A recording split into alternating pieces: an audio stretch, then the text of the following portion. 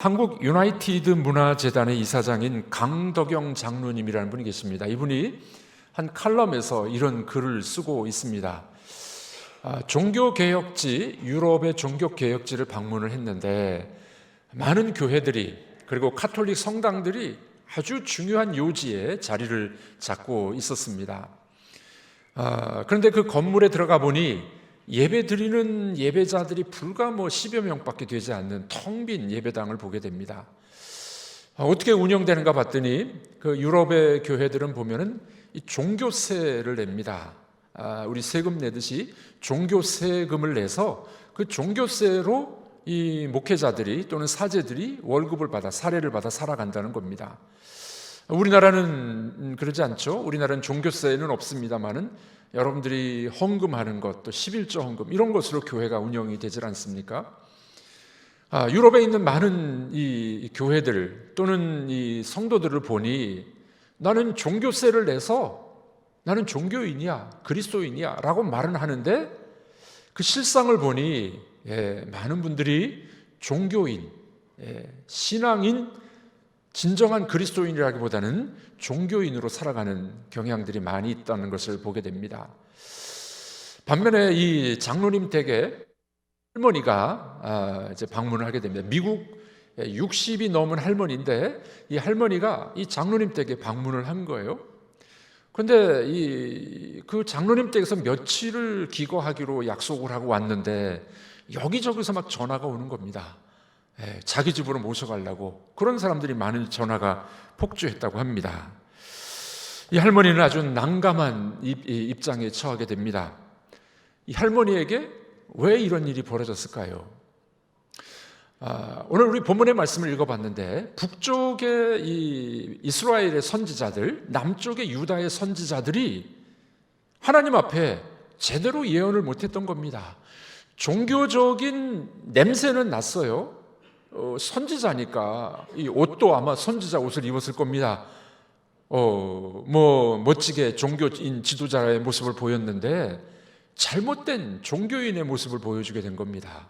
하나님께서 지금 이 선지자들에 대해서 책망하는 말씀이 오늘 이 본문의 내용이 됩니다.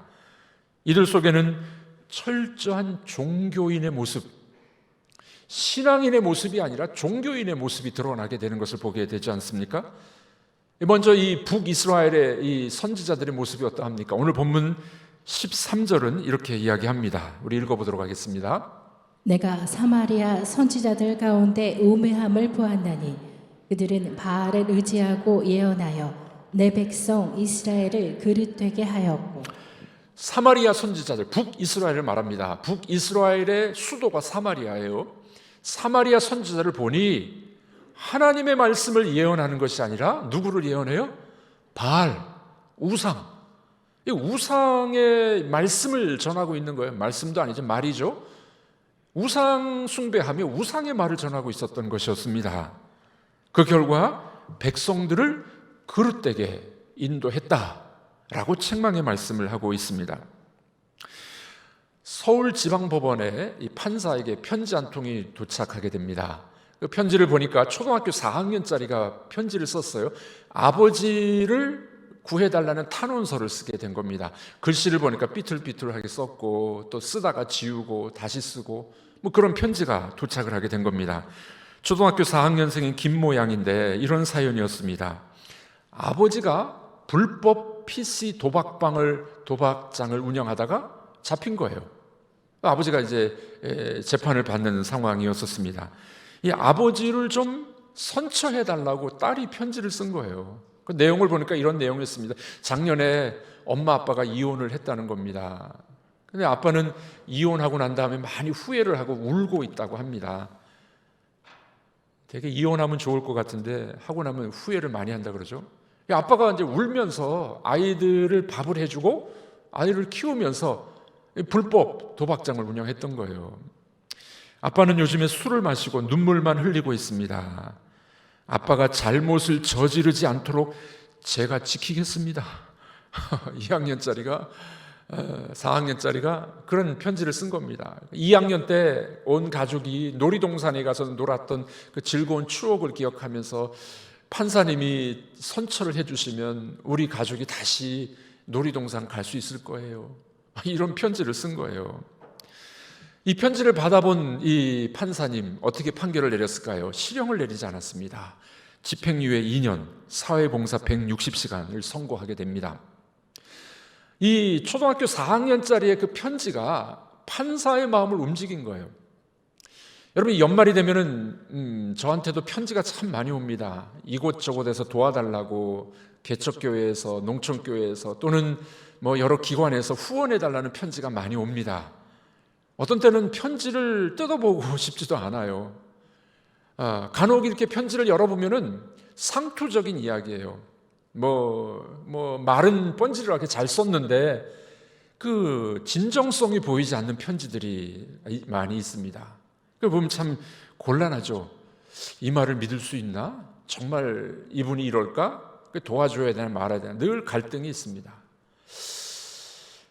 우리 교회가 돈만 많으면은 마음껏 도와주고 싶은데 또 선별해서 잘 도와야 되지 않겠습니까? 자, 그런데 이 초등학교 4학년짜리의 편지가 왜 판사의 마음을 움직였을까요? 비록 소박하고 서툴지만 아빠를 사랑하는 진심이 담겨져 있는 편지였습니다. 왜 판사는 이 아빠를 실형을 선고하지 않았을까요? 아마 누구도 그렇게 물어보지 않았을 거예요. 왜 그 편지 한 장으로 형을 감해주느냐고.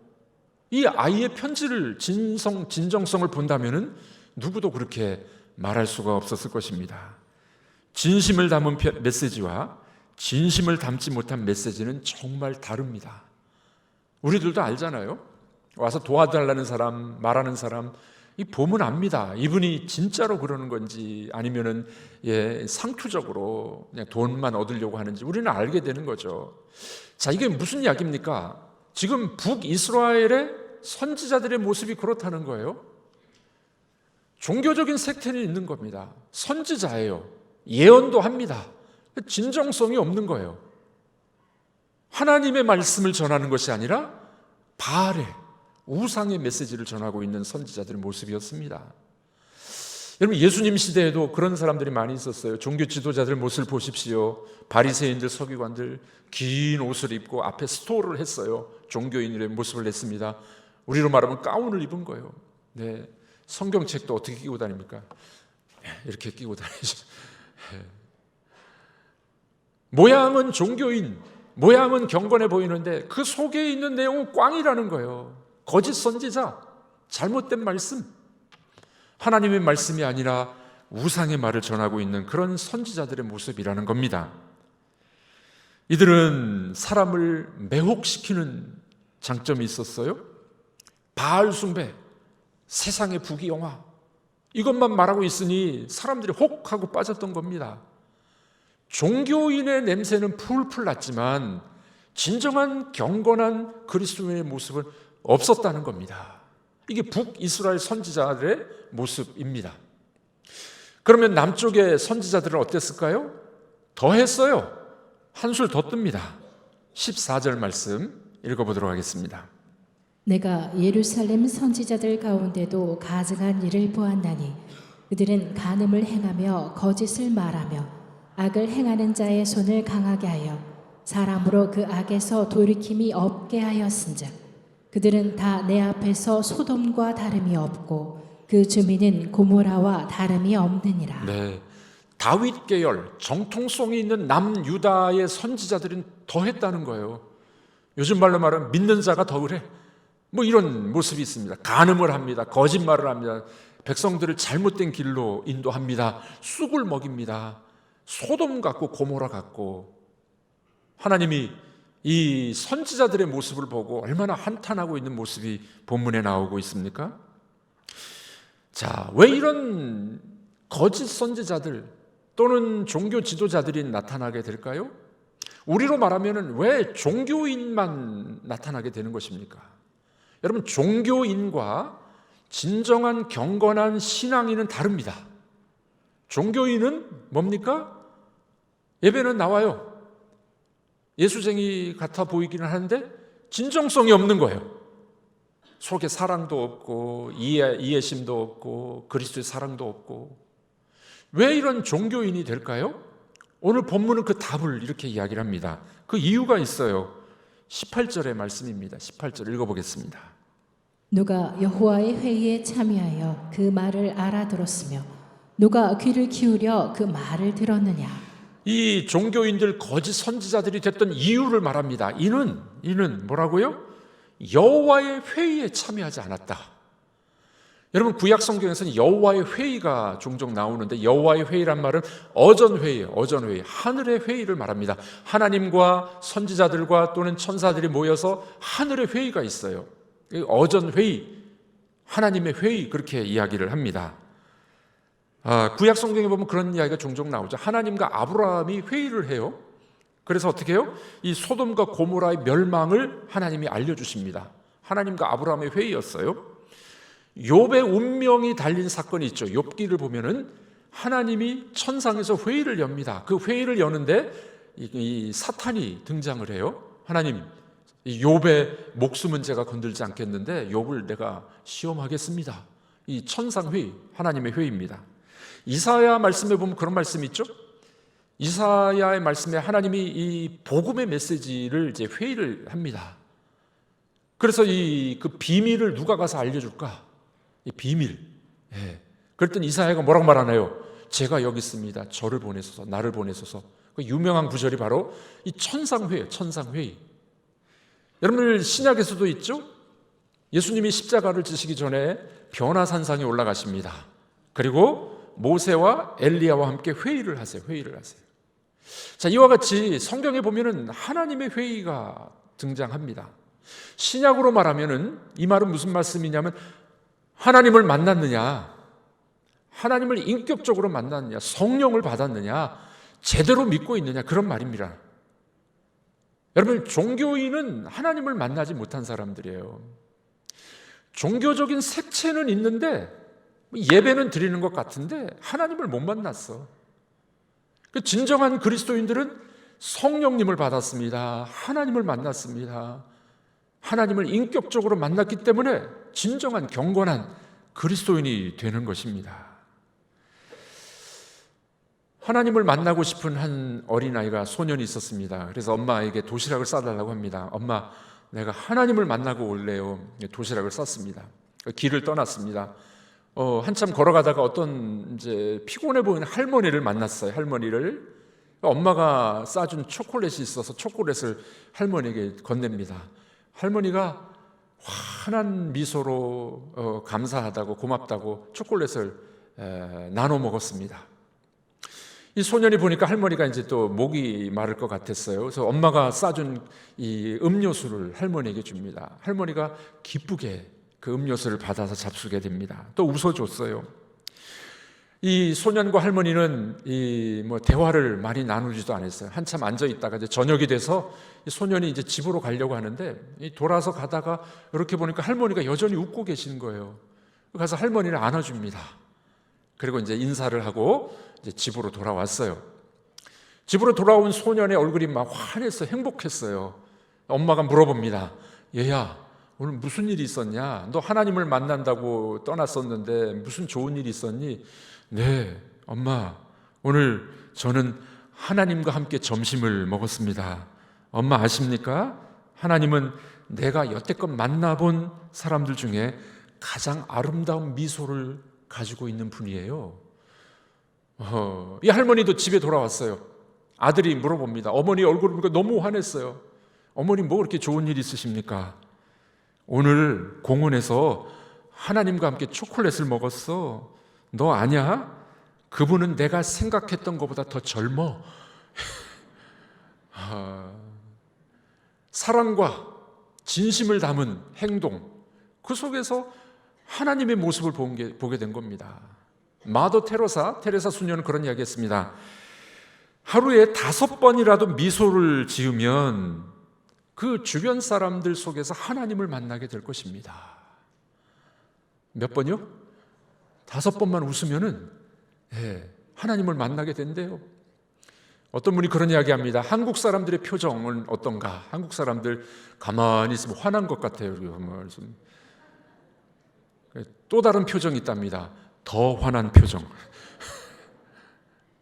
자, 서로 바라보시고 활짝 한번 웃어주십시오. 바라보고 웃어주세요. 이 소년과 할머니는 서로 맛있는 걸 나눠 먹으면서 웃어주면서 대화를 나누면서 하나님을 만난 것처럼 그렇게 행복했다는 겁니다. 여러분들, 우리가 예수님을 믿는다고 살아가면서도 종교인으로 살아가느냐, 아니면 하나님을 만난 경건한 그리스도인으로 살아가느냐, 여러분은 어떻게 살아가고 계십니까? 그럼 어떻게 하면 우리는 진정한 그리스도인으로 살아갈 수 있을까요? 신앙인으로 살아갈 수 있을까요? 잘 아는 내용입니다만 성경에서는 이렇게 이야기합니다. 첫 번째로 방법이 있습니다. 여러분들 경건한 그리스도인이 될 수 있는 첫 번째 방법, 성경을 읽으십시오. 네. 하나님은 말씀이신 분이에요. 하나님은 말씀으로 세상을 창조하셨고 하나님은 말씀이세요. 그러므로 하나님을 만나기를 원한다면 성경을 읽으셔야 돼요.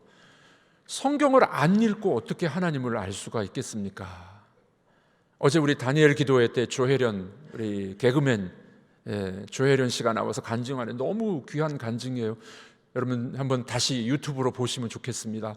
이 하나님을 그렇게 믿지 않았던 불교 집안의 사람이었는데 하나님을 만나고 성경을 30독, 40독 그 성경을 읽은 거예요.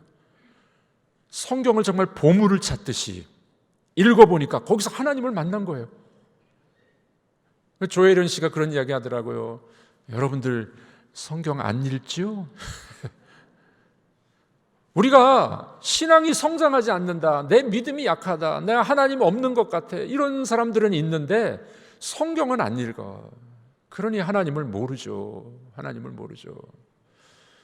여러분들, 우리가 진정한 그리스도인이 될 수 있는 좋은 비결, 성경을 매일 읽고 묵상하십시오.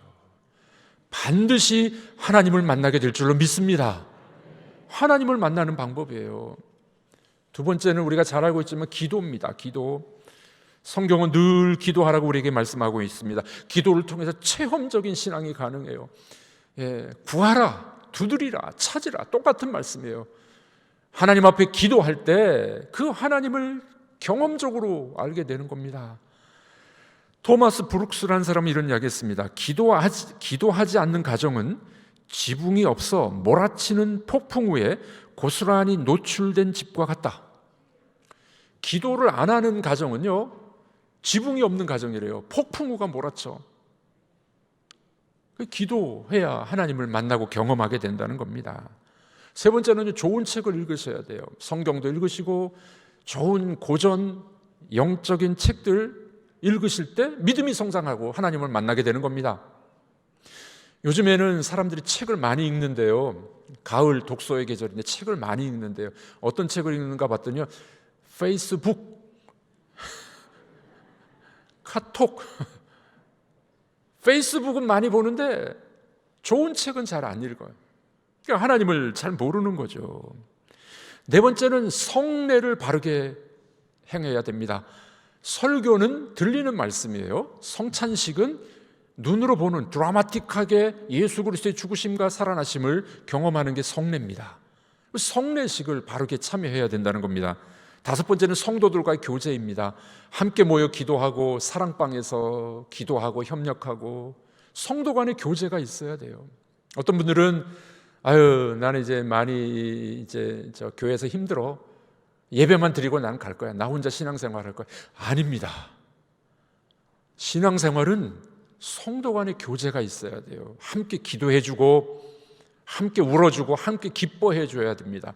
사도신경에 뭐라고 고백했습니까? 성도가 서로 교통하는 것들고. 여러분들 고백하셨잖아요. 교회는, 신앙생활은 교제가 있어야 돼요. 경건한 교제가 있어야 됩니다. 여섯 번째는 일기를 써보십시오. 예수 동행 일기를 써보니까 너무 좋아요. 하루를 마감하면서 예수님과 동행했던 것을 일기로 적어보니까 하루를 돌아볼 수 있고 내 믿음이 성장해가는 것을 볼 수 있습니다. 일곱 번째, 주일을 거룩하게 지키십시오. 여러분들 주일날 잘 나오셨습니다. 이 주일은 뭡니까? 세상의 방식에 저항하는 날이 주일이에요. 네, 무슨 말입니까? 6일 동안은 내가 세상의 방식으로 살았던 거예요. 돈 벌고 약육강식, 정글의 법칙, 남을 눌러야 내가 이기고, 이게 세상의 법칙이에요. 그러나 주일은 예배를 드리면서 어떻게 해요? 하나님의 방식을 배우는 날이에요. 사랑과 은혜의 방식, 섬김과 베품의 정신. 그래서 이 주일은 세상의 날을 저항하는 날이 주일이에요. 그러므로 우리는 이 주일에 하나님의 방식을 배워서 세상 속에 나가서 그 하나님의 방식을 전해주는, 그게 주일 예배입니다. 그러므로 여러분, 주일 예배를 거룩하게 여러분들 지키셔야 됩니다. 마지막 8번째로 어떻게 해야 우리가 진정한 그리스도인이 될 수 있을까요? 섬김, 베품, 나눔입니다. 나눔. 마틴 루터는 그런 이야기 했어요. 지갑이 회개하지 않은 사람은 진정한 회개자가 아니다. 지갑이 회개하지 않은 사람은 진정한 회심자가 아니라는 거예요. 정말 구원받고 은혜를 받았으면 내 지갑을 열 줄 아는 거예요. 밥이라도 한 끼 사줄 줄 알고, 베풀 줄 알고, 섬길 줄 아는 그런 그리스도인이 진정한 신앙인, 여러분들이 그런 분들이 되길 주님의 이름으로 축복합니다. 종교인은 흉내는 낼 수 있어요. 그러나 말과 행위는 거짓입니다. 왜냐하면 그는 하나님을 인격적으로 못 만났기 때문에 그래요. 하나님을 정말 만난 사람은 종교인이 아니라, 종교인 행세만 하는 것이 아니라 그 속에서 진정성과 그 속에서 베품과 사랑이 반드시 나타나게 될 줄로 믿습니다. 그렇습니다. 여러분들, 우리의 신앙이 종교인으로 살아가고 있는지 신앙인으로 살아가고 있는지 살펴봐야 될 것입니다. 호주 영화 중에 하나님을 고소한 사람이라는 영화가 있어요. 하나님을 고발했어요. 누군가면은 어느 변호사였습니다. 이 변호사가 자기 전 재산을 팔아가지고 최고급 요트를 샀어요. 배를 샀어요. 얼마나 기뻤을까요? 근데 배를 타고 나갔다가 폭풍우가 몰아치는데 벼락을 맞아가지고 배가 불나버렸어요. 자기 전 재산이 날아간 거죠. 그래서 화가 났습니다. 보험사에 보험을 청구했는데 보험사에서 보험료를 못 주겠다는 거예요. 왜냐하면 천재지변은 그거 돈을 못 준다는 거예요. 불가항력이라는 겁니다. 법률 용어로 불가항력, 천재지변을 이렇게 표현합니다. 하나님의 행위, act of God, 그런 영어 표현이 있어요. 천재지변이기 때문에 돈을 못 준다는 거예요. 진짜 화가 났겠죠? 이 변호사가 고발합니다. 누구를 고발하냐면 하나님을 고발해요. 하나님이 벼락을 내리셨으니까 하나님을 고발합니다. 근데 하나님이 법정에 나올 수 있나요? 없으니까 그 법정 대리인을 이렇게 지명해요. 누구를 지명하냐면 개신교 목사님, 천주교 사제, 또 유대인을 랍비를 종교 대리인으로 불러냅니다. 그래서 이제 재판을 하는데 어느 날 재판정에 있다가 집으로 돌아가다가 그 동네에 교회가 하나 보였어요. 어렸을 때 교회를 잠깐 나간 적이 기억이 나가지고 그 교회에 들어가서 이제 잠깐 앉아서 기도를 합니다. 하나님을 고발한 사람이 하나님께 기도하는 거예요. 기도하는데 하나님을 만났어요. 기도 중에 하나님을 만나버렸어요. 그래가지고 이 고소장을 취하했습니다. 하나님 고발했던 고소장을 취하했어요. 사람들이 물어보죠. 아니 왜 하나님 고발했다가 취소했냐고. 그분은 이런 이야기를 합니다. 물론 나는 전 재산을 잃었습니다. 그러나 그것은 하나님을 만난 것에 비교하면 아무것도 아닙니다. 나는 재판을 포기했습니다. 나의 전 재산보다 하나님을 만난 것이 더 소중하고 중요합니다.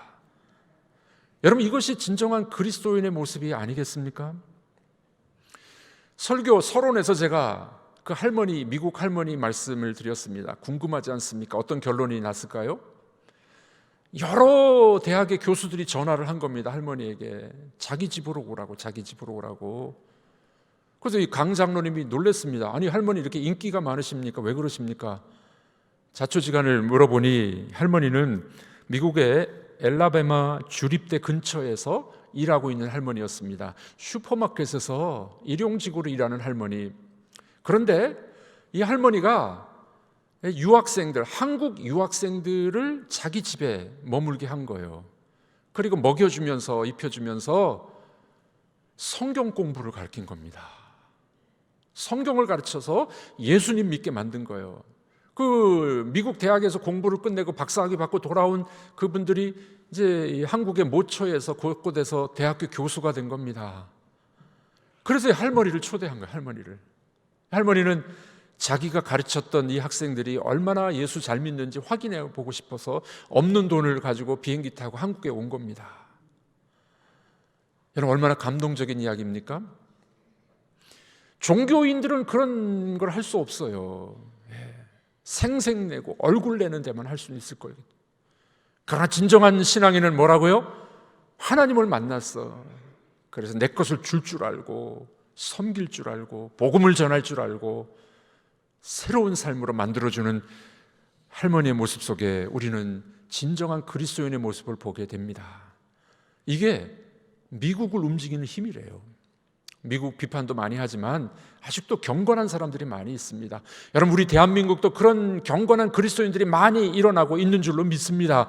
종교인 행세만 내지 말고 진정성을 가지고 사랑하고 베풀고 섬길 때 우리는 그리스도인이요, 진정한 신앙인이요, 하나님께 칭찬을 받게 될 줄로 믿습니다.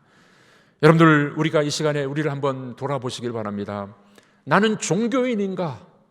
나는 경건한 그리스도인인가? 나는 성경을 높이고 하나님의 방식대로 살아가고 있는 사람인가? 나는 정말 진짜 그리스도인인가? 물어보는 시간이 되셨으면 좋겠습니다. 혹시 그동안에 우리는 종교인으로 살아가진 않았습니까? 일주일에 한 번 예배 드렸으면 됐지 뭐, 그냥 하나님 다 잊어버리고 세상에서 내 마음대로 살아가고 하나님의 방식은 다 까먹어버리고, 혹시 우리는 그렇게 살아가고 있지는 않으십니까? 여러분, 하나님은 여러분들에게 요청하십니다. 하늘의 어전회에 참여해봤느냐? 하나님을 인격적으로 만났느냐? 여러분들, 주 예수 그리스도는 정말 믿고 계십니까? 우리가 예수 그리스도를 믿는다면 진정한 그리스도인의 모습, 우리를 통해서 하나님의 영광이 드러나게 될 줄로 믿습니다.